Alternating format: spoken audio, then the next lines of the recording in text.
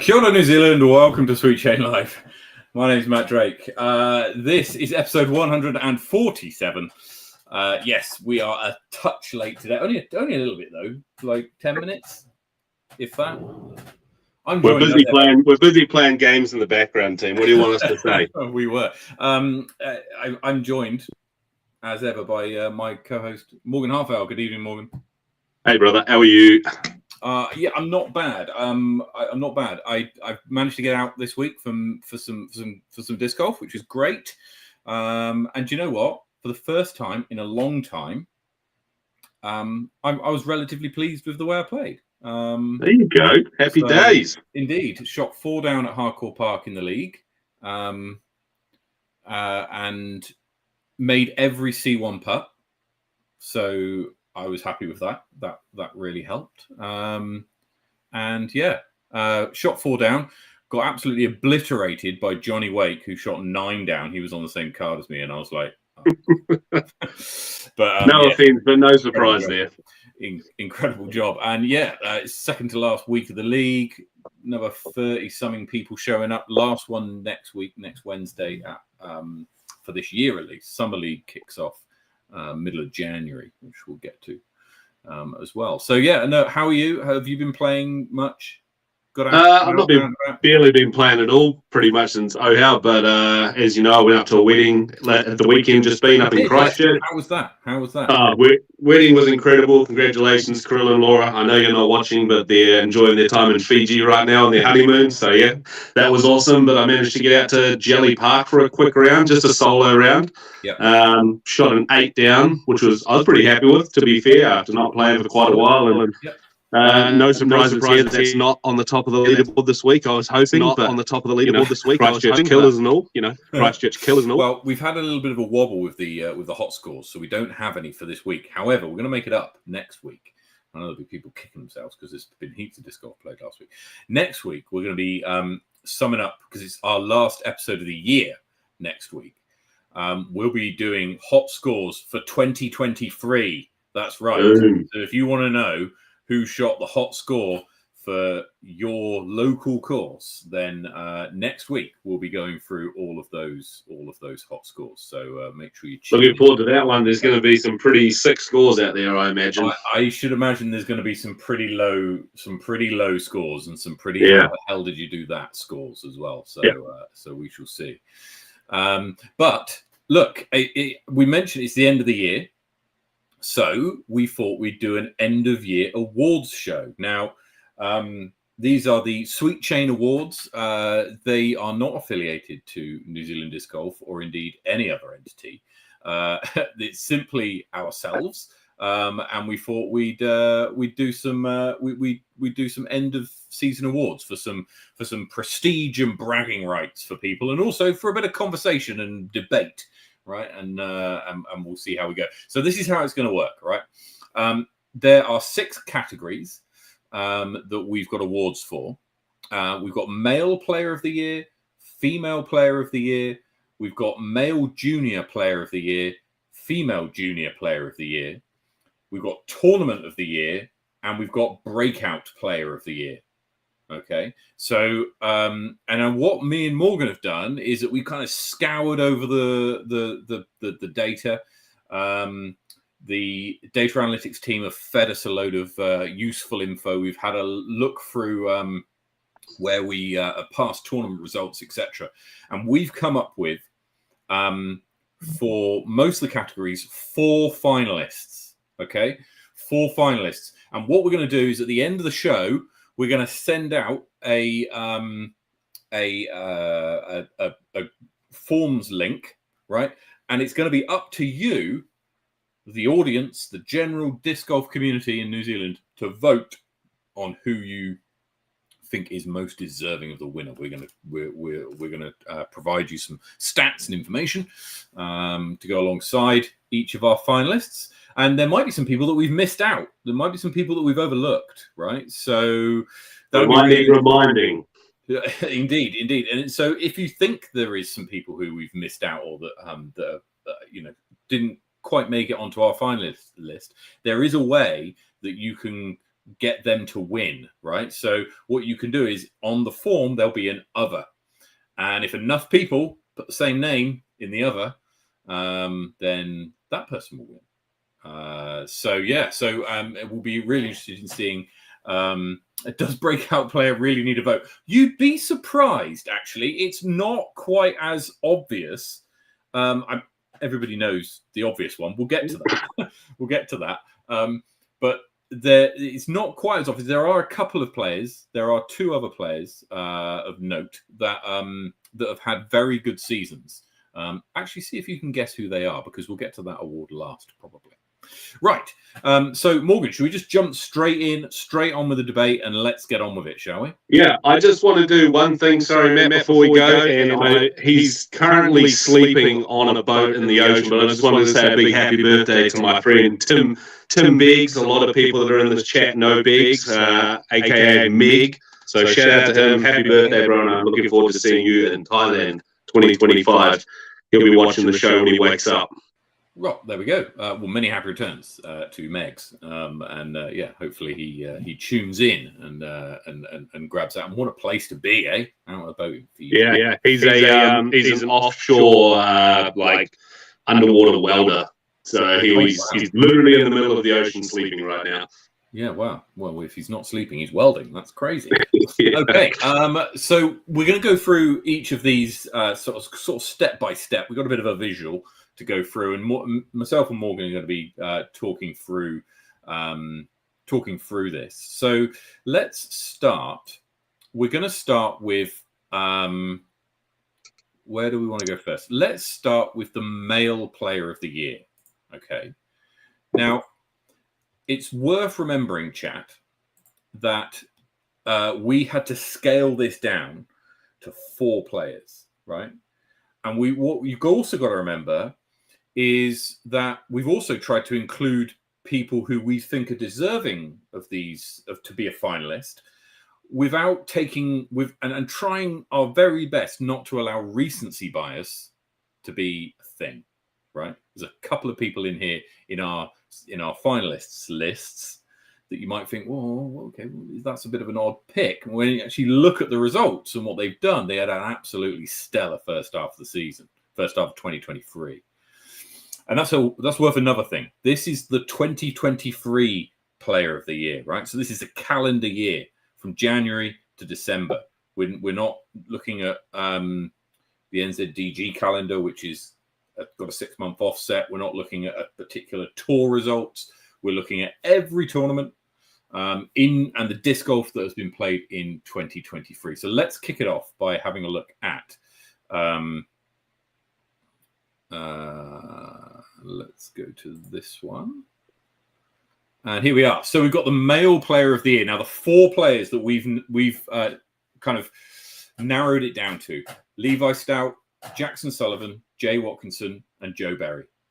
Okay. Now, chat, we'd love to know who do you think is the winner here? Now, bear in mind, okay, that what I've included in here is the tournaments that people have won, finished second and finished third in, where there has been more than one player in the division. Okay. So we'll start off with Levi.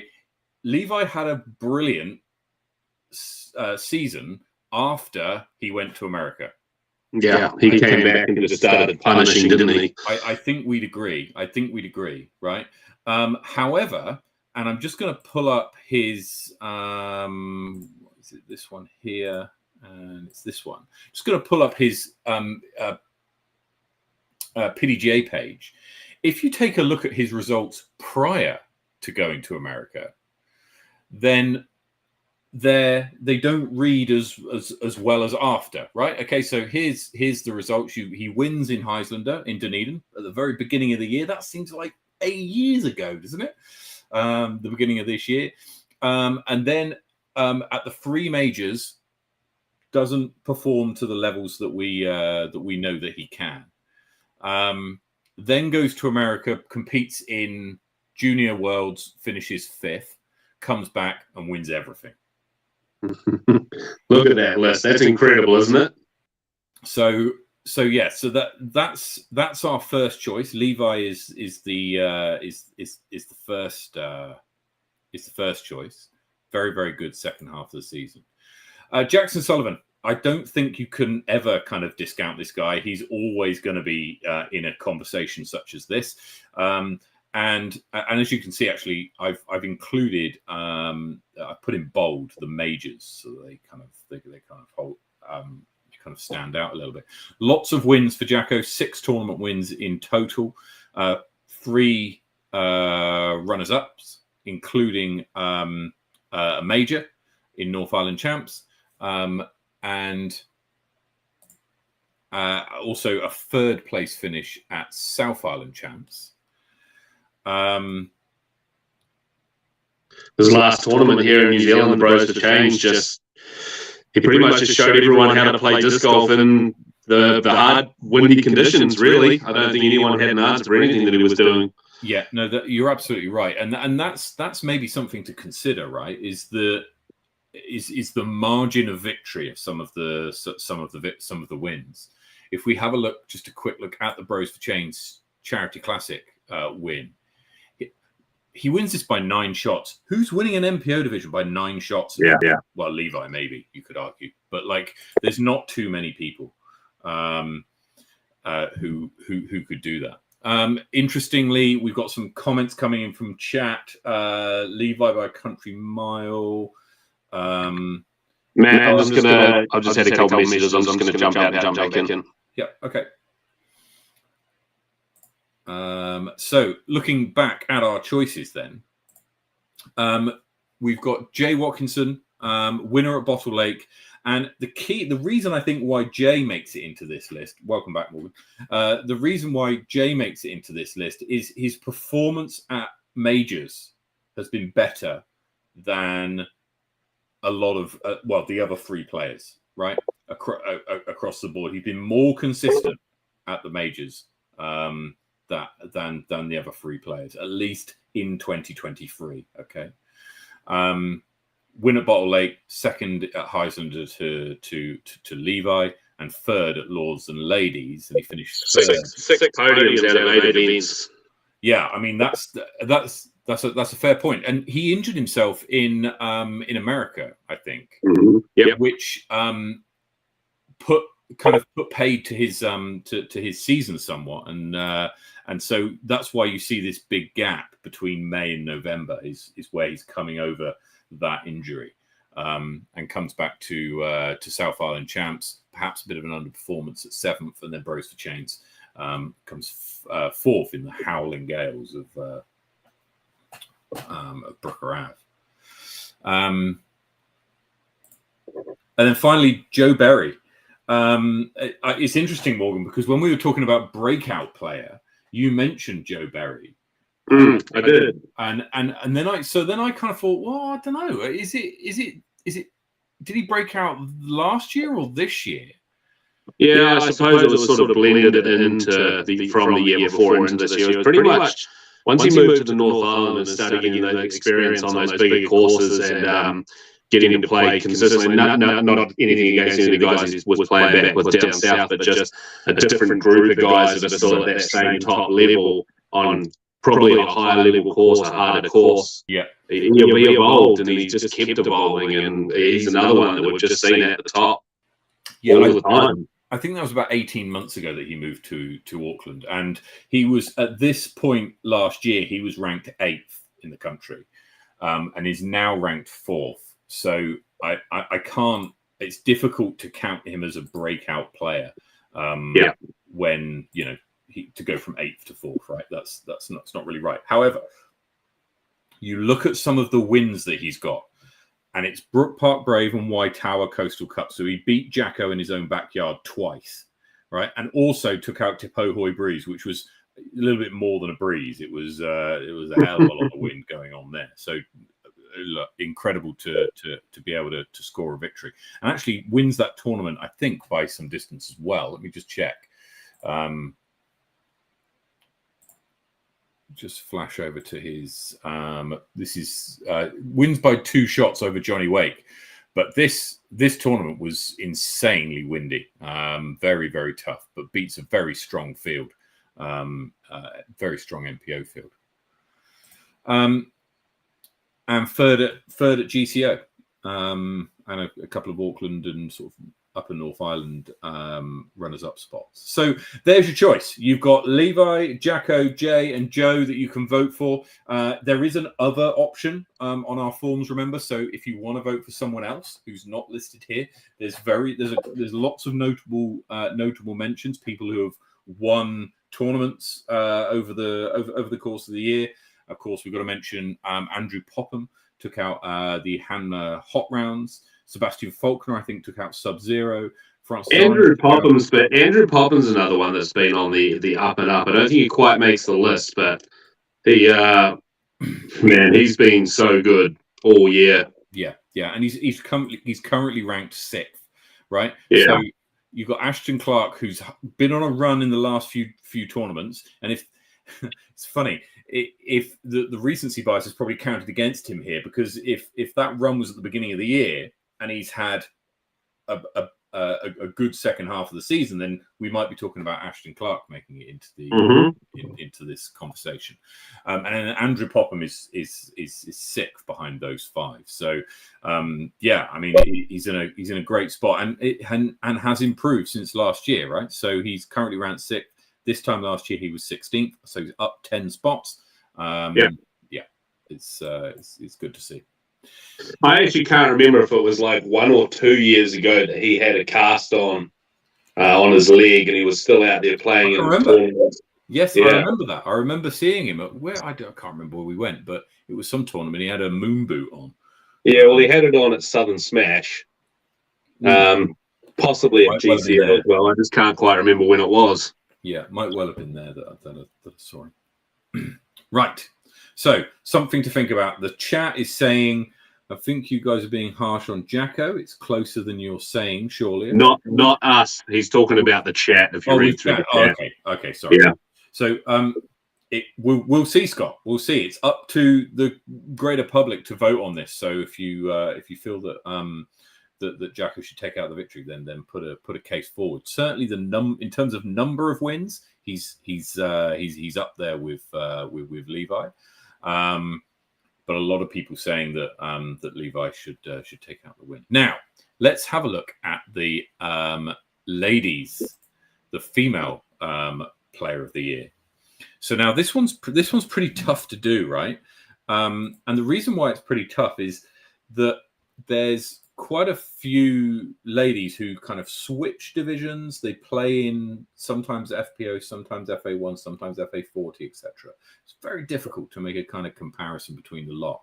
However, we have put together a list of who we think is the top 4. Again, if you disagree, let us know.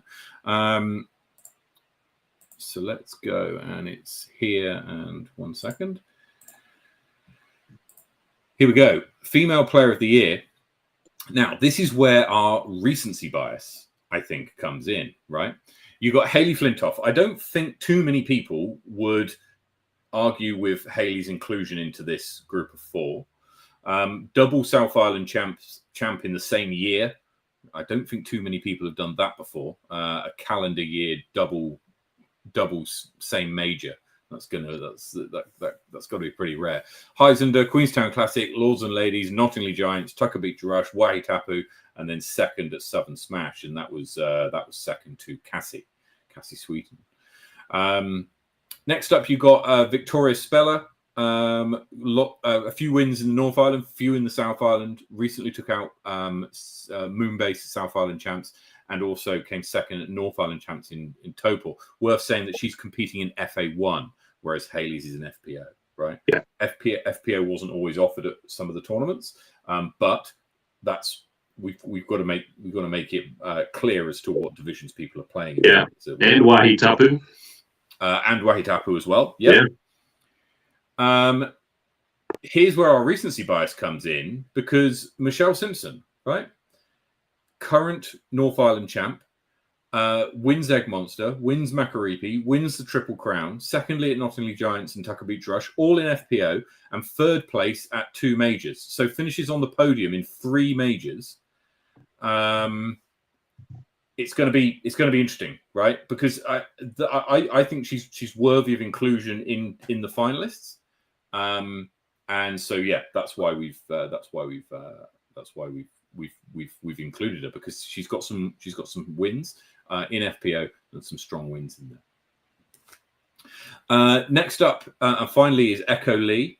So you've got the Bottle Lake Open and Temuka Tussle winner, second place at South Island Champs both times, Queenstown Classic and Wahitapu, and then third place at Heisinger and Tucker Beach Rush.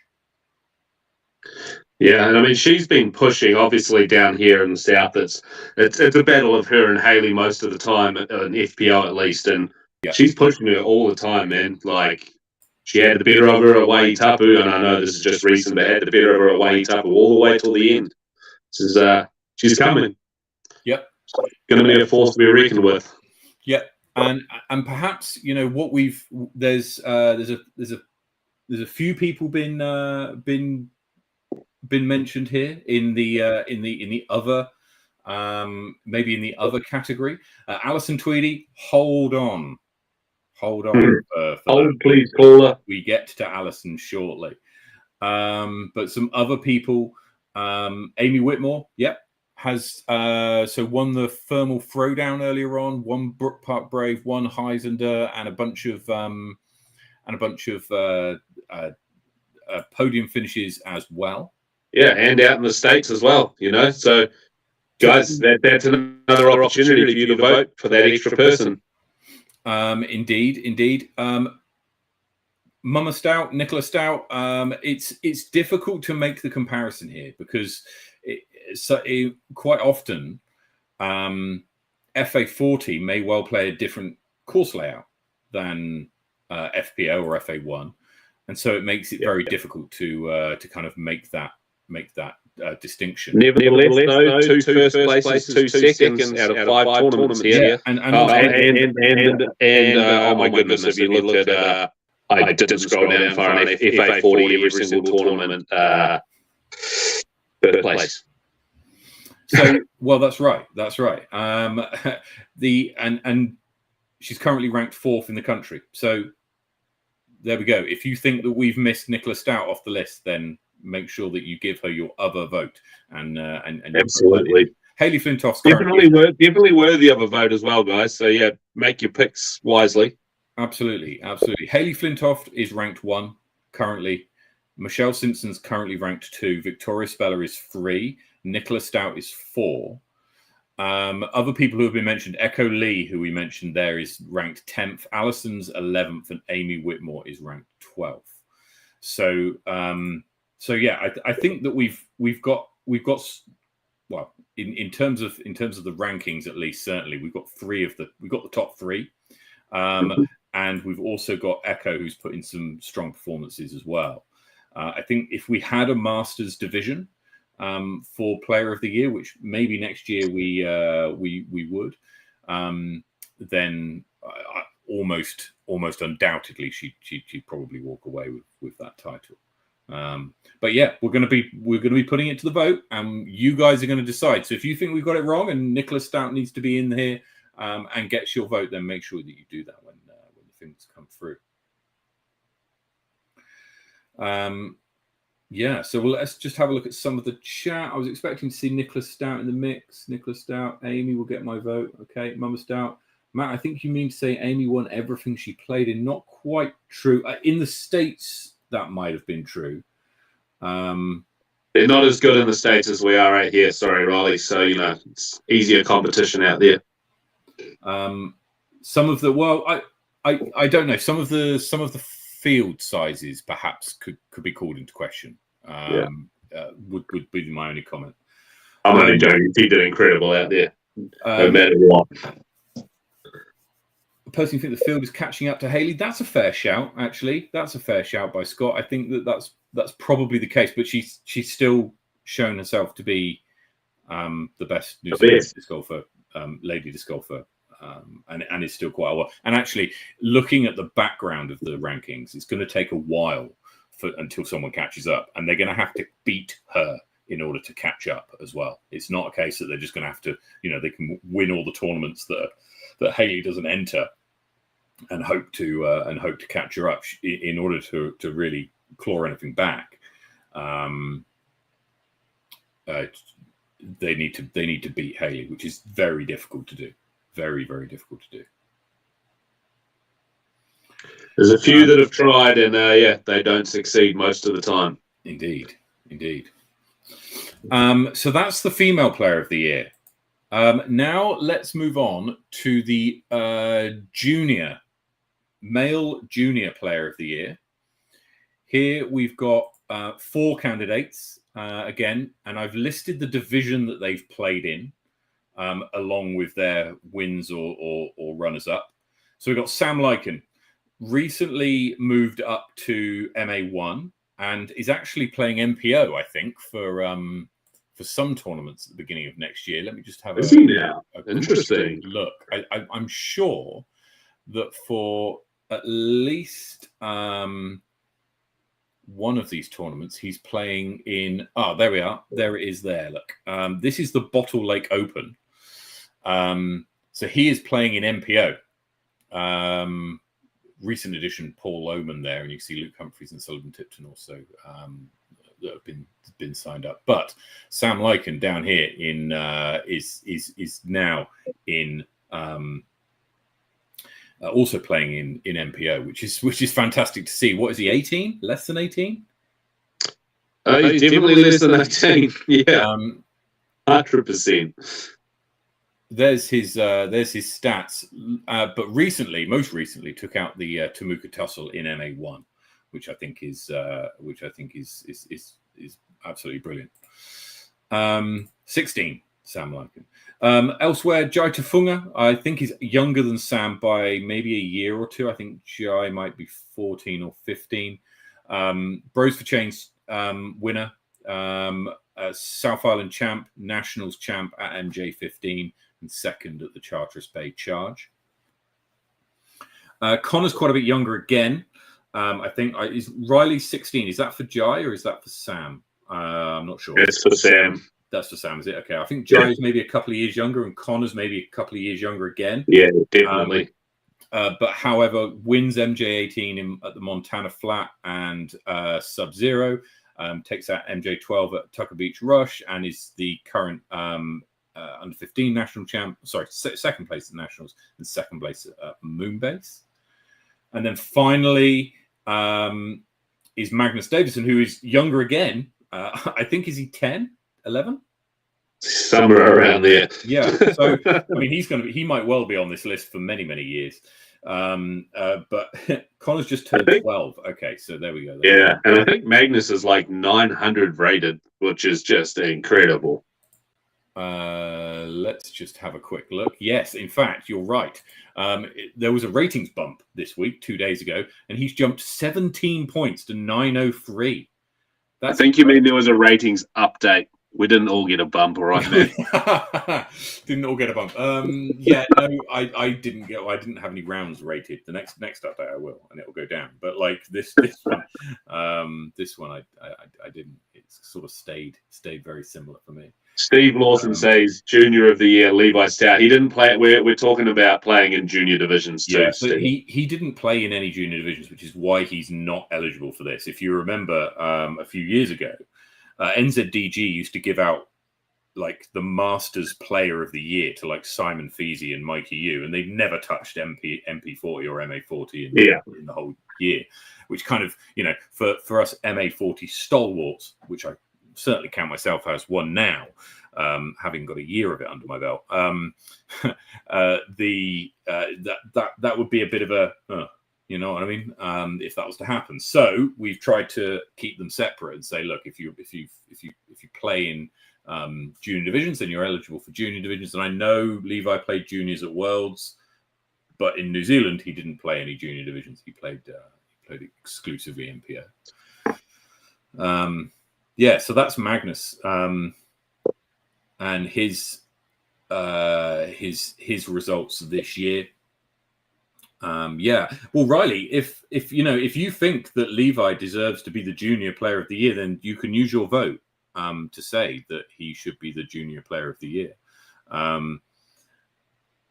Your vote counts, Riley. Your vote counts as much as anyone else's, and right. I appreciate that he did play juniors. Absolutely, I know that he did, and was very, very. I mean, arguably, it was a bit of a sore way to finish fifth, honestly, and perhaps if he'd managed to sneak into that top four, could well have gone on to do even better. But you know, the vote is up to you. Who do you think it's going to be? Lots of people saying Sam, go Connor. Connor just turned up. That's from his brother, so there may be some bias there. Young Magnus is a weapon for his age. Yeah, absolutely, for his age, he's fantastic. And yeah, right.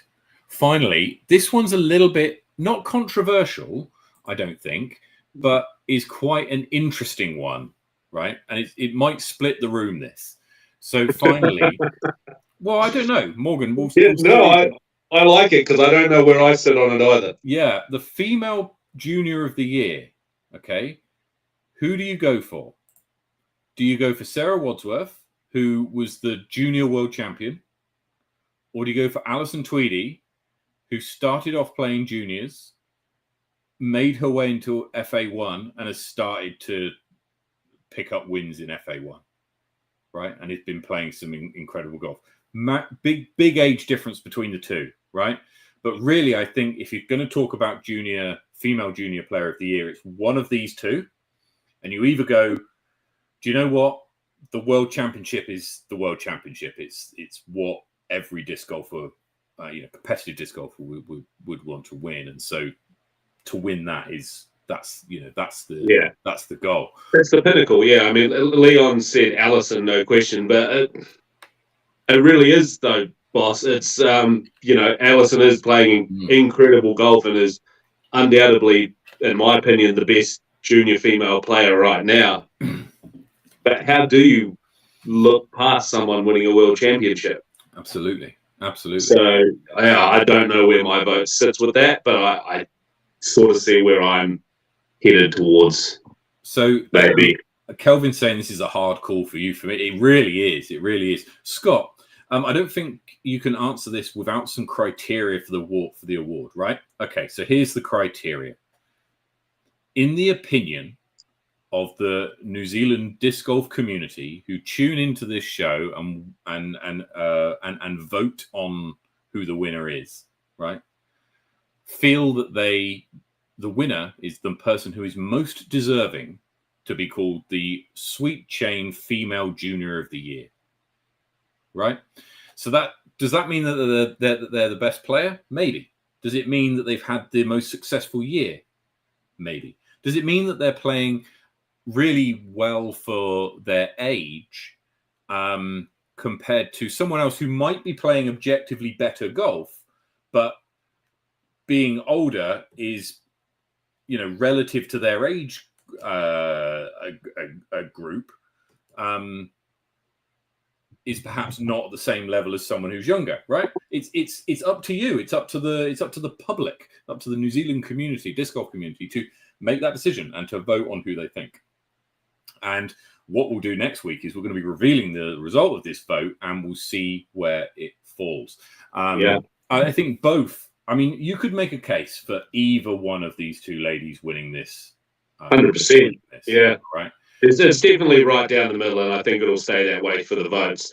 I will say this as well, and Alison's going to get a chance at a world championship soon too. That's coming. Totally, absolutely. Yeah. And I wouldn't be surprised if she does incredibly well. Yeah. I would not be surprised at all. And that's what we want to see, right? We want to see that happen. We want to see that happen. We want Sarah's win to be the first of many.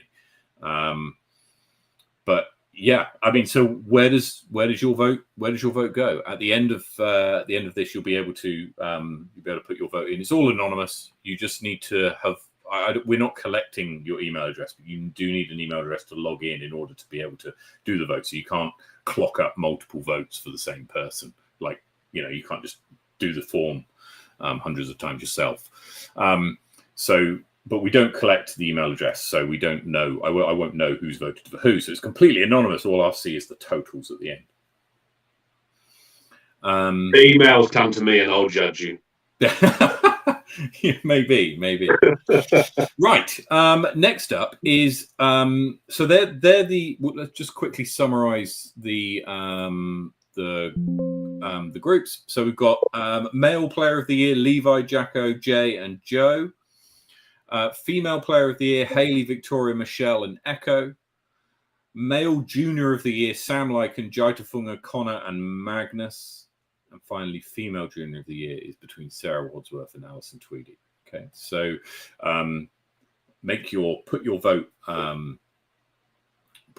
here if on who you think is the most deserving. And Scott, I get it, right? This impacts the male juniors. If I know what we're not giving you a clear criterion category, because if we did that, a clear winner would probably emerge, and that's not what this is about. This is about giving the opinion to the disc golf community to make that call based on the priorities that the New Zealand disc golf community deem to be most valid for this award.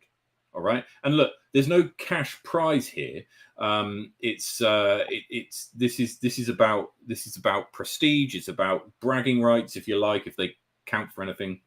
I don't know, but it's about us having a debate and yeah. So it'd be really interesting. Let us know in the comments if you think that there's anybody we've missed. I don't think there's a few people who you might say that have been missed, but there's definitely going to be people that have been missed. But we have to narrow it down, and that's why we have the other option as well. Absolutely. We can't just sit here with a list of the top 15 players in the country and be like, who's the best? Because then you just go, well, it's the top of the table. Yeah, so. Indeed. And perhaps also a bit of controversy is part of the show's appeal. Yeah. Anyway, right. Let's move over to Tournament of the Year. Now, there's no fancy graphics for this, so unfortunately, you've got me and Morgan on the screen. I'll just put my sweet hat back on the. There you go. Where did you get that hat? Did you get that at the circus? Just from over there, at my stash. Where else? You got it from the circus? Did you get that from work? Is it on this is my part of my Wahi Tapu Saturday night player party kit. I'm not going to put it all on because I don't want to scare the children. But excellent. Well, it looks very good. Right. Tournament of the Year. Morgan, talk us through some highlights for you. Oh man, Southern Smash for me every year is a huge highlight. Yeah. I didn't make it to the North this year, unfortunately. So I just can't have any opinions on anything up there. Although you see that a lot of the tournaments up there are blooming epic, especially Taupo and most of the things in Auckland. But for me, Southern Smash is probably my number one that I look forward to going to the most every year. Christchurch GCO was incredible this year. When they just went out the gate and just blew a lot of things out of the water to another level that we hadn't seen before. So that was cool. Obviously, I have my own bias of Wahi Tapu, but it's a different sort of tournament. It's not all about the actual gameplay. Well, it is about the gameplay, but it's more about everything else that's going on around the place. I'm out there having as much fun as everyone else most of the time if I get the opportunity. So, yeah, man. For me, I think my number one pick is probably Southern Smash. I just have such an incredible time every time I go down there. They look after all the players so blooming well down there. You're fed so well. And, for me, I love hanging out with my crew of guys that have got down there staying at Johnny's place. So that sort of bumps it up a little bit even higher for me. Mm-hmm. Okay. Well, this is interesting because this is the only one of these awards where there isn't a group of finalists, right? We're giving you a chance to put in your own one, right? You write whatever tournament you like in there. It could be your local C tier, it could be nationals, it could be whatever, right? So just be clear when you put it in to the answers. Just make it clear as to what the tournament was, right? Don't put some funny acronym or whatever. So because actually, Japan Open smoked all of them, but all there. New Zealand. Sorry, everyone. Is way better. New Zealand tournaments only. So this is New Zealand tournament of the year. Now, for me, it was GCO, right? And the reason I'm going to say GCO over Southern Smash is just my experience at GCO was I thought it was fantastic. It was great to see. It was really well run. It was fantastic to see two courses that were right next to each other, right? So all the players were in the same place, caused a lot of kind of hype and a lot of atmosphere to be generated around kind of that tournament central, around the clubhouse there. You had that alleyway of vendors that that was crazy, that all the bikers through Hagley Park got annoyed at, but still was very good. We had some overseas players in the form of Avery and Maverick and of course Nate playing, which was a great draw for me. I'm so glad that I played the red layout, the MP40 layout, even though it was tough, and I got it handed to me on the last 3 holes 3 times in each round. But it's one of those courses that I really want to go back to. There's probably only 2 courses that I've played that following the tournament I kind of go, I really want to go back and have another go at that. Yeah. Right? And that course, that red course, is only going to be a practice course this year with some few tweaks. Okay. Everyone's actually playing off of the main course, which is going to be altered completely again. It's not going to be the same. You might get a few of the same holes or similar. Sorry, have I got the courses wrong here? So the long course or the short course? It was red, the short course. Oh, so okay. I thought red was the long course. Someone can. Oh, maybe I've got it wrong too. Sorry. Because it's not really a standard. People just pick their favorite color. But so I thought blue was the short and red was the long. Someone will correct me. Probably. Quite possibly, yeah. There's a few Christchurch people here. I'm sure they can tell us. So I played the long course, and I was happy that was the one.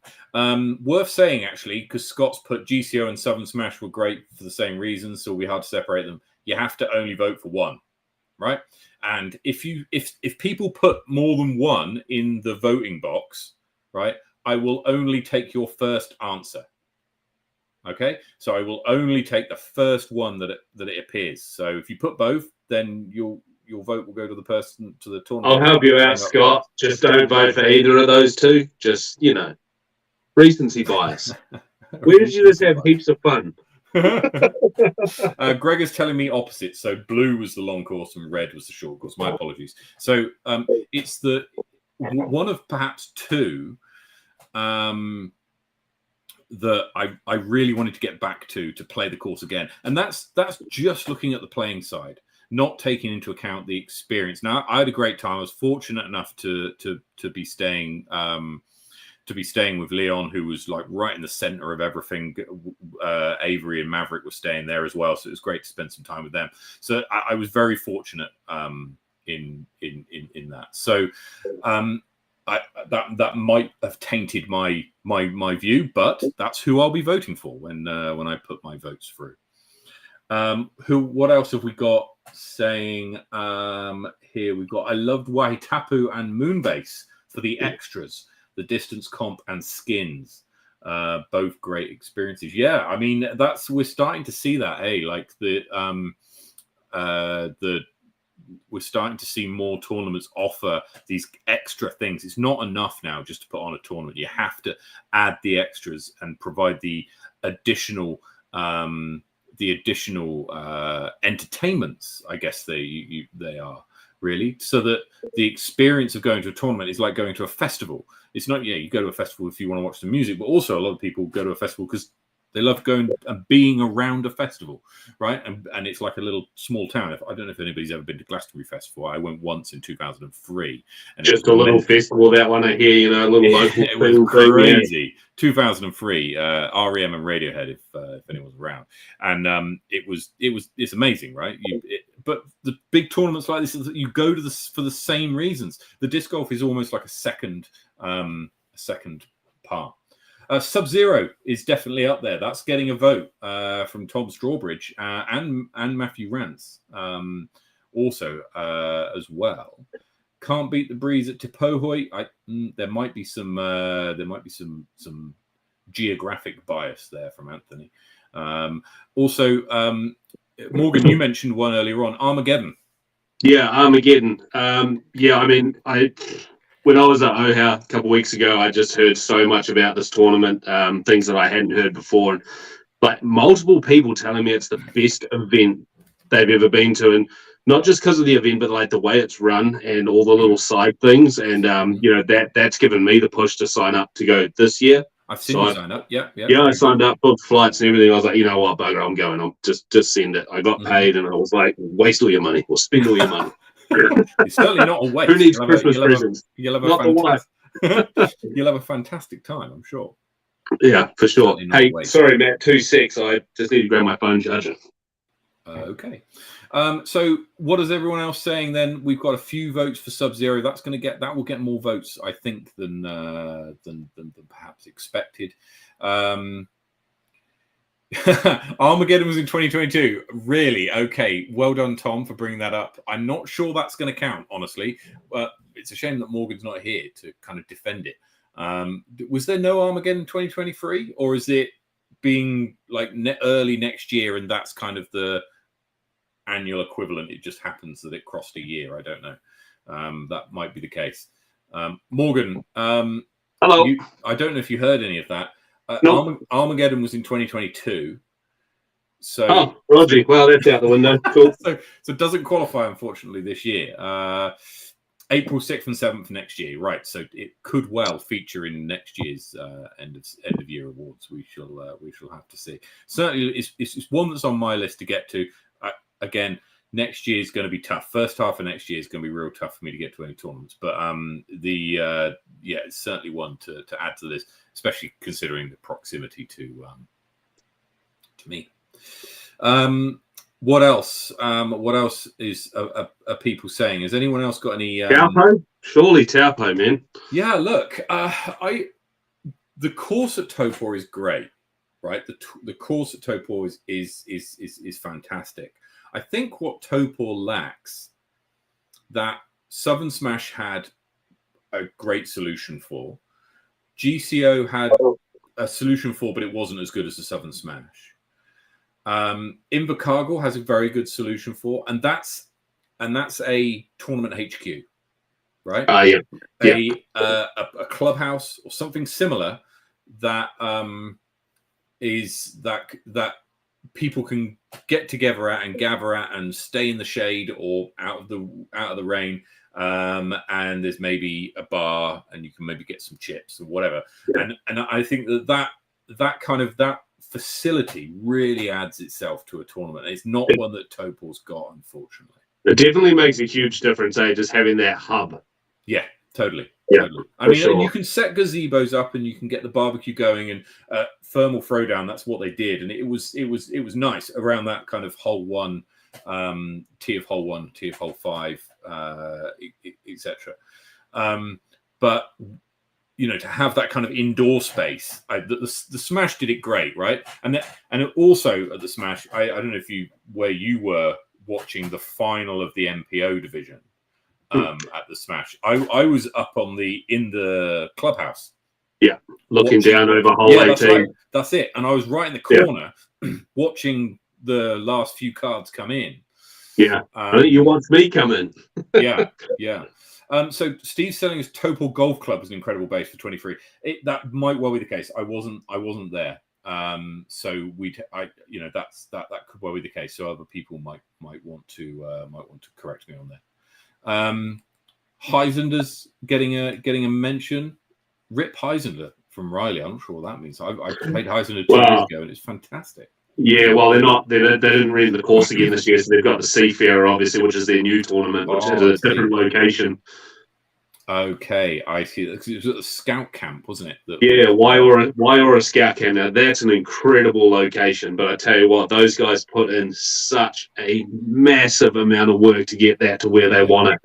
Yeah. So, it takes many hands to get that done. I can just imagine that's the hard part of it. Especially around the back, when you start coming around the back, that gets real rugged out there. And I can imagine from one year to the next, it looks completely different. Well, I remember when I first was going to Highland, and God knows what year it was, and we used to walk up that hill to that very top Pinnacle Ridge hill. And there was no stairs. So these guys here, I remember Max Evans and a few of the other guys went in and hand dug them in and carried buckets of gravel up that hill all the way, like one or two, maybe 2 or 3 buckets per step, all the way to the top of that hill. It's incredible. Wow.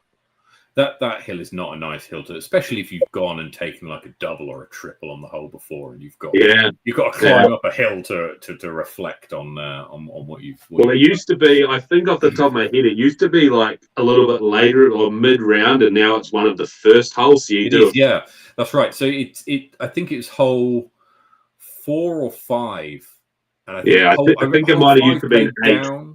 Oh, did it used to be 8? So I think it used to be 8. Hole 5 plays down the hill, down the gully with the basket on the right, and then 6 and then 7. Or maybe it was further around before then. But my memory might be going away there. But 3 and 4 certainly tough holes. Yeah. Right. Have we got any more suggestions coming through?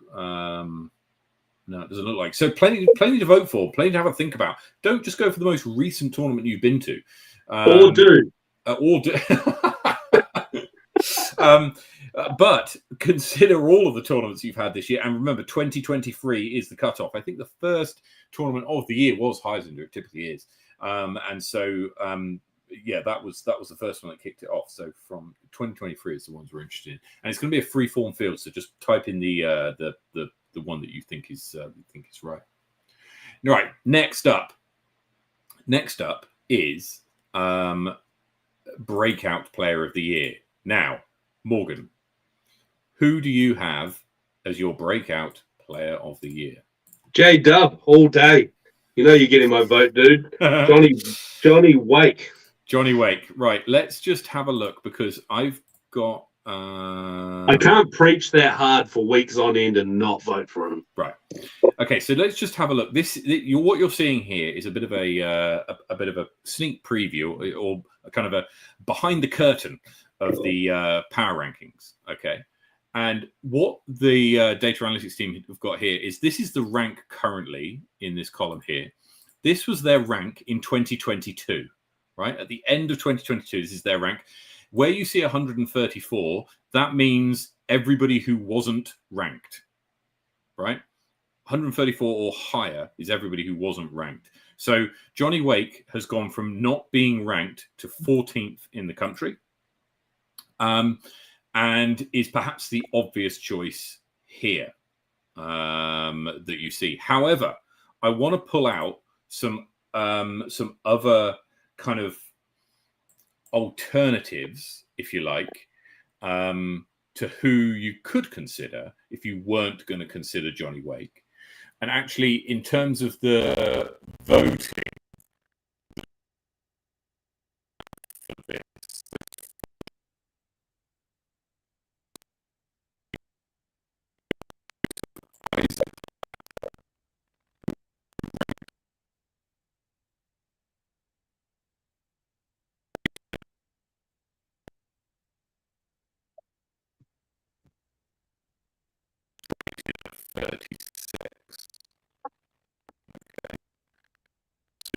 three players there who have been doing some really great, playing some really, really good golf up and down the country, and have found themselves from being practically unranked in at 30 and 30, 33 and 36 respectively.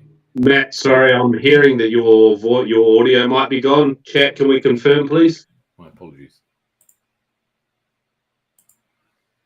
I don't know what. Just a wee confirmation in chat, please, guys. Am I back? I think I might be. I don't know. All good now. Back. Thanks, team. Okay. Thanks, Johnny. I'm not getting the chats coming through. Oh no, there he is. I've got all. Yeah, they just started coming in. Missed all that. It's back now. Okay. So if you missed all that, the four choices that you have, you have Johnny Wake. Okay, only started playing disc golf on Boxing Day of last year and is now ranked 14th in the country. You have Luke Hempel out of Auckland, now ranked 30th in the country. 33rd in the country. You've now got Isaac Latter, who's played some very, very strong disc golf this year and finds himself ranked 36th. And you've got Daniel Hunter, as well, who's new into the rankings this year. So there are your 4 choices. Morgan, who does your vote go for? J-Dub, Johnny Wake. Yeah. I can't bleed on about it for literal weeks on end and not do it. So no, you're 100% got my vote, my friend. Sleeping on Jung Ha. Yes, but I don't know. Let's just have a quick check, Brett, actually, because we've got the data here, so we might as well have a look. Where is it? Is it here? Here it is. Hopefully this isn't what's slowing down my my audio. Jung Ha was ranked 72 last year and is now ranked 26th. So that's quite the jump of 50 odd, 46 places. That's quite a big jump. It's quite a big jump. And so yeah, that's not bad, but it's perhaps not as bad, not as good, sorry, as Johnny Wake, who as we said, only started playing disc golf on Boxing Day, literally through his first disc golf disc on Boxing Day last year, and is now ranked 14th in the country. It's funny. I spoke to Johnny on Thursday night, and he was saying, for the first sort of 6 months that I was playing, I was known as Ben Morrison's nephew, and now he's my uncle.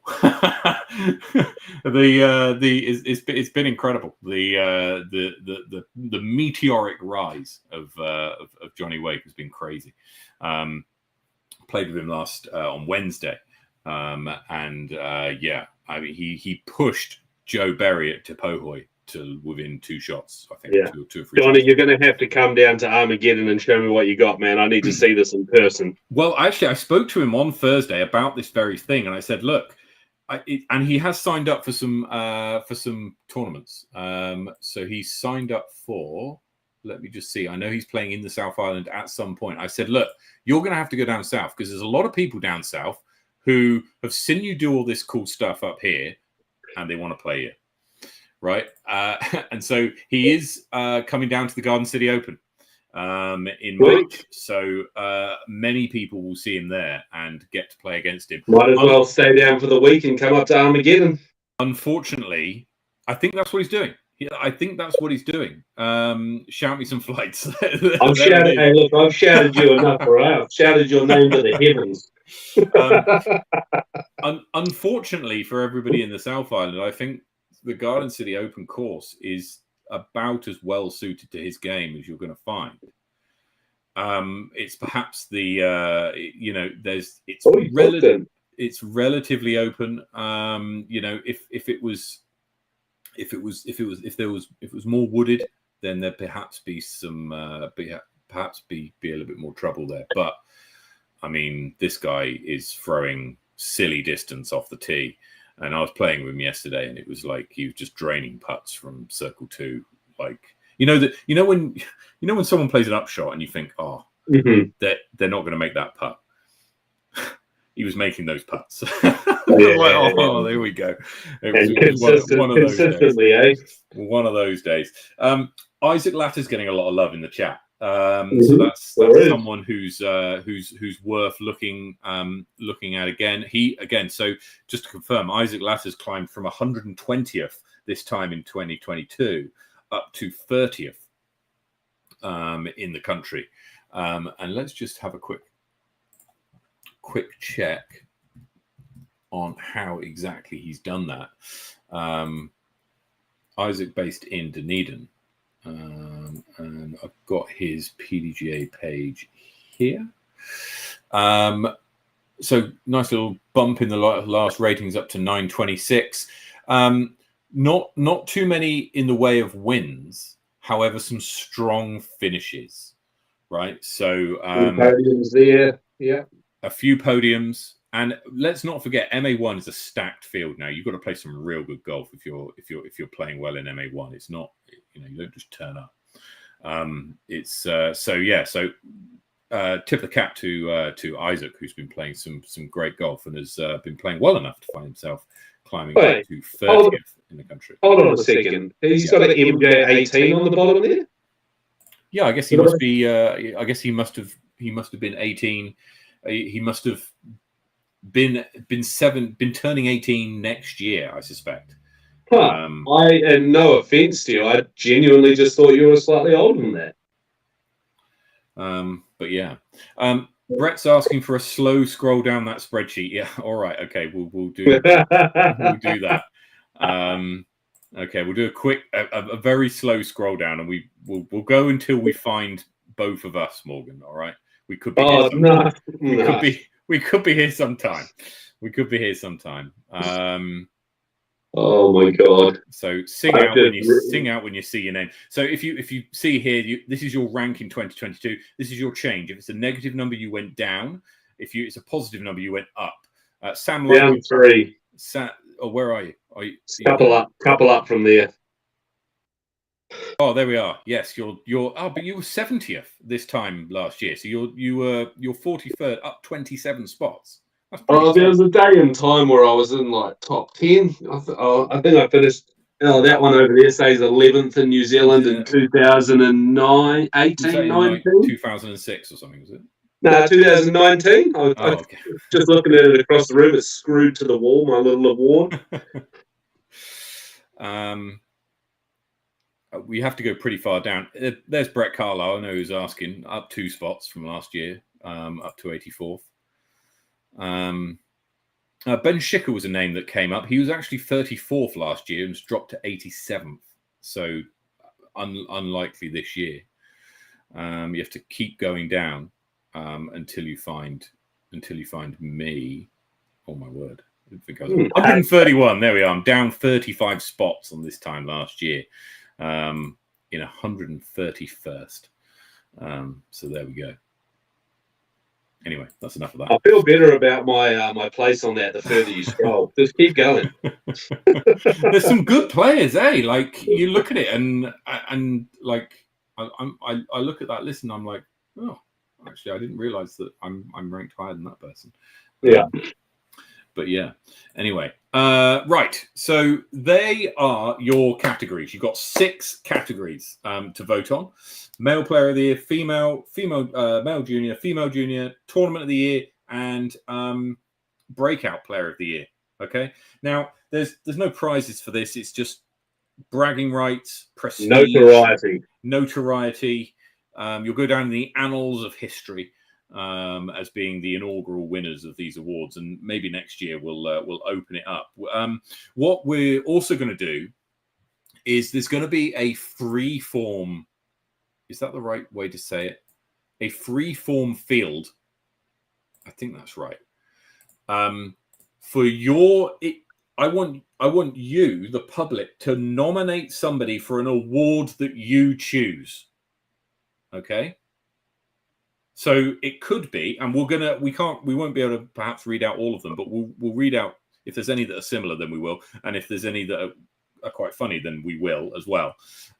So kind of an award for someone who you think deserves it for whatever reason, okay? And it could be their contribution to disc golf in your area, right? On a serious note, right? It could be their kind of unsung hard work in the background that you perhaps isn't obvious, and they don't get all the plaudits unnecessarily, but if they didn't do it, you'd really notice the difference, right?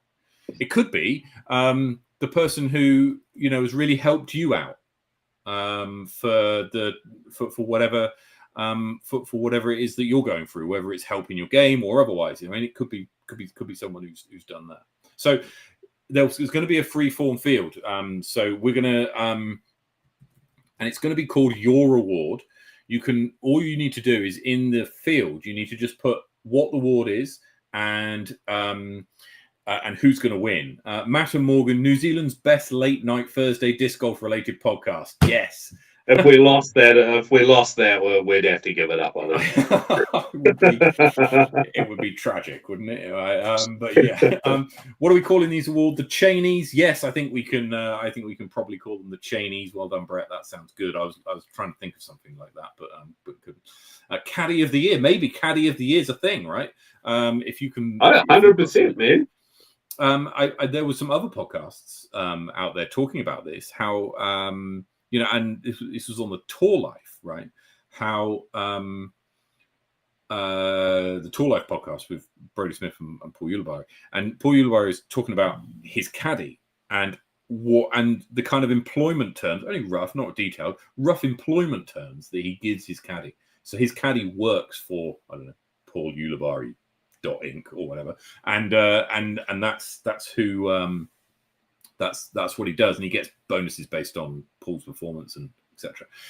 But there's probably people out there who do a fantastic job of that and don't necessarily get the awards. So it could be, I don't know, it could be your dad, your friend, or your whoever who does the caddying for you.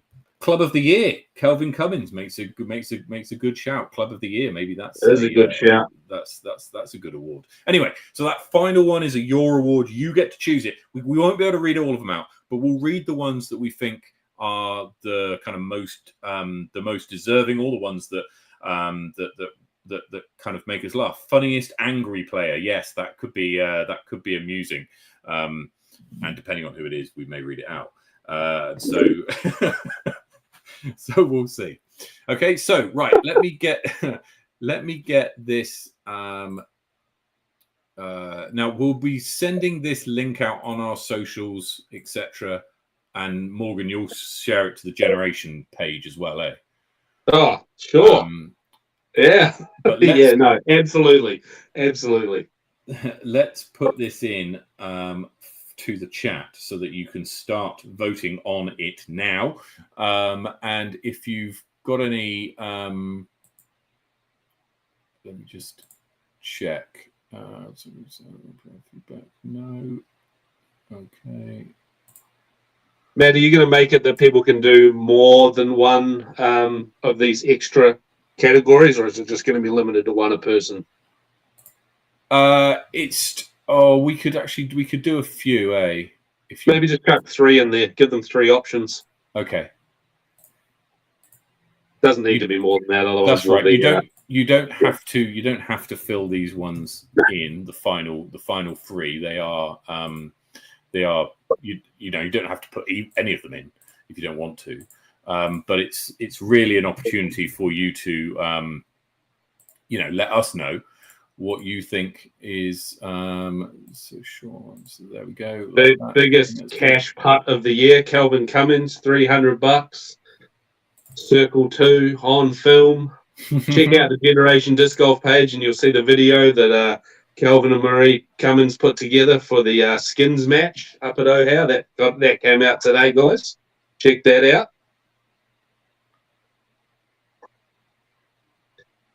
Actually, okay. Kelvin, maybe we could even stick a link for that in the chat there, if that's possible. Right, here we go. Here is the link, so you can start voting. Fill out the form, and then next week, on next week's show, we shall be revealing all of the winners of the inaugural Sweet Chain End of Year Awards, the Chainies. So if you want to vote for your favorite player, then get involved with that. Right. Finally, Morgan, before we go, we're just quickly going to have a quick squiz at the Secret Santa, which is Secret Santa. Are we doing upcoming events? And I also have something to say at the end. Okay, so let's just have a quick look. We've got. Let me just see if we can find the page. Oh, Jacko made one for 700 at Taupo. Damn, that would be sick. So Secret Santa, we've had some pretty cool stuff coming out in terms of prizes. So lots of lollies and some discs. Oh, I didn't see that one today. That's cool. That Halloween disc with all the candy. You got some fourth circle and a claymore. Look at this. I love it when you see discs that are just like, I'd love to have that disc. I think it's for sure. Hey, that's fantastic. Oh, look at that. I'm actually glad that orbit didn't go all the way around. That looks awesome. Brett, you got yourself a quality Secret Santa there. Johnny's, who knows what's in this box, right? So he's got this first one, which is like like a light. Like Tap a light. it on the top.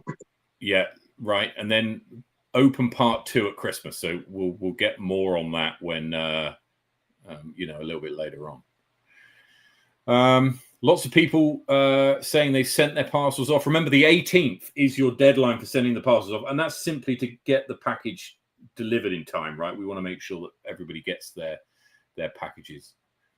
Louis Hickson getting some goodies. That's good to see.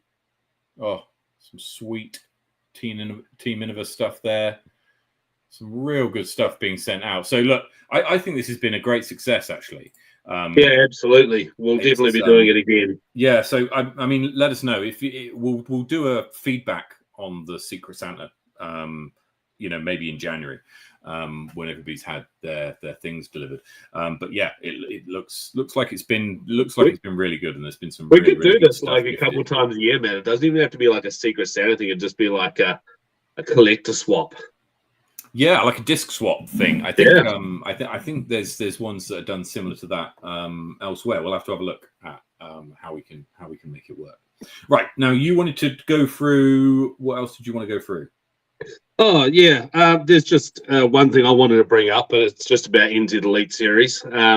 Obviously, you've seen sort of the coming together of all the people that are running the events that we've got here. So you've obviously got myself and Adam at Generation Disc Golf. You've got the Invercargill Disc Golf South Club crew, Christchurch Disc Golf Club, and we've got Disc Shop NZ on board as well now. These guys have brought Armageddon to the table, which is really awesome. Registration is now open for Armageddon for players that competed last year. I'm sorry guys, I don't remember the date off the top of my head for the next part of the entry opening, but if you just check out the Disc Shop Facebook page or website, you'll get the details there.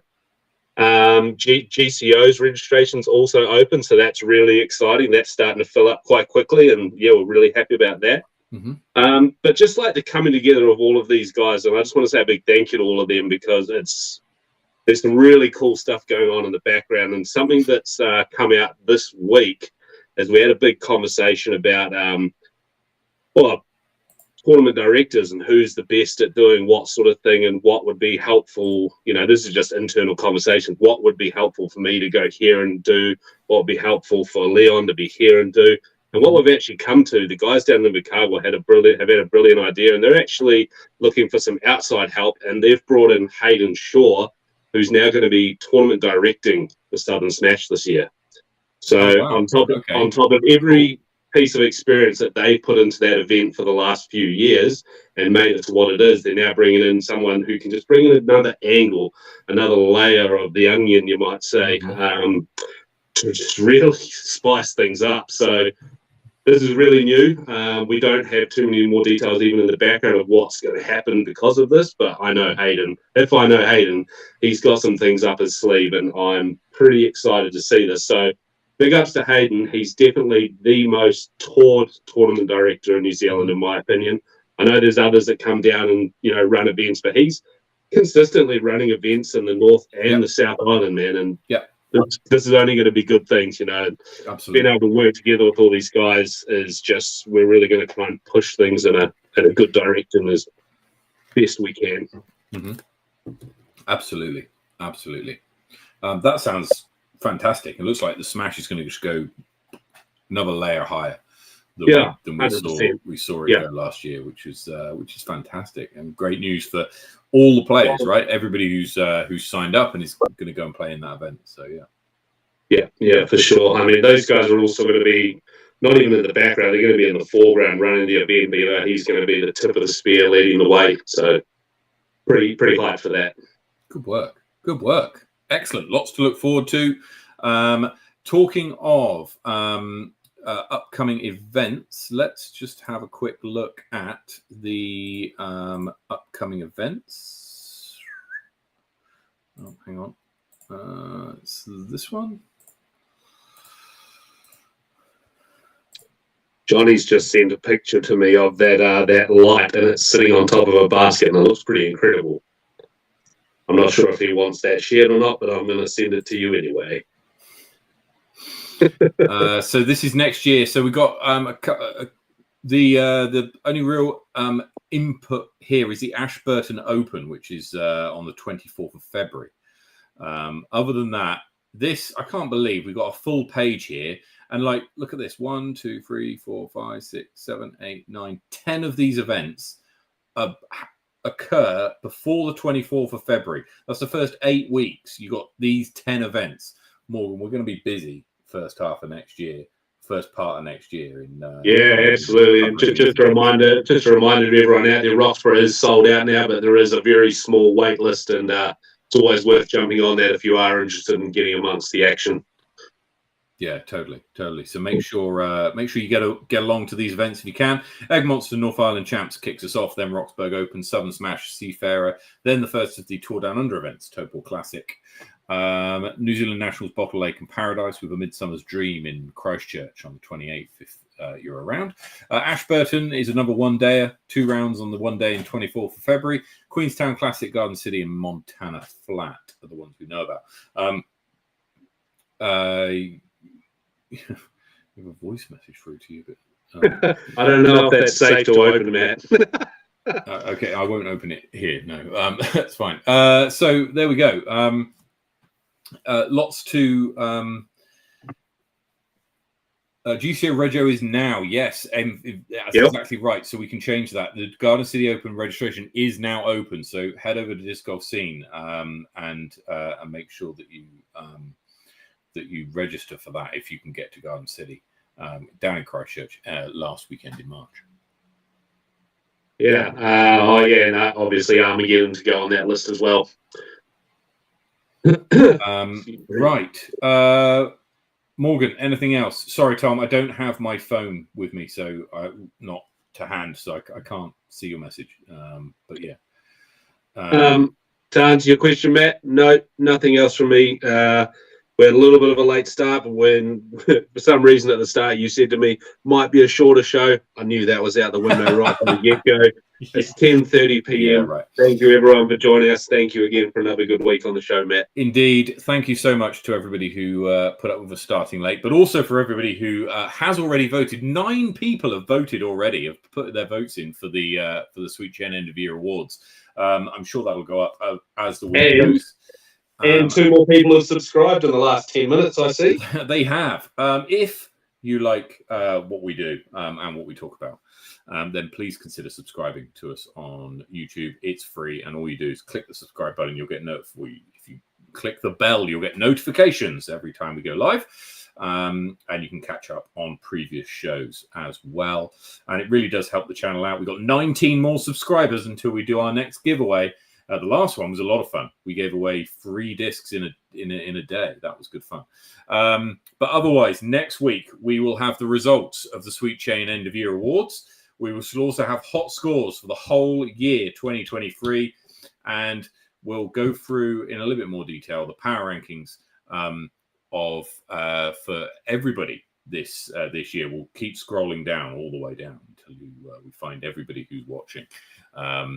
But until then, wherever you're playing disc golf, take it easy, play well, get some birdies, and we'll see you next week.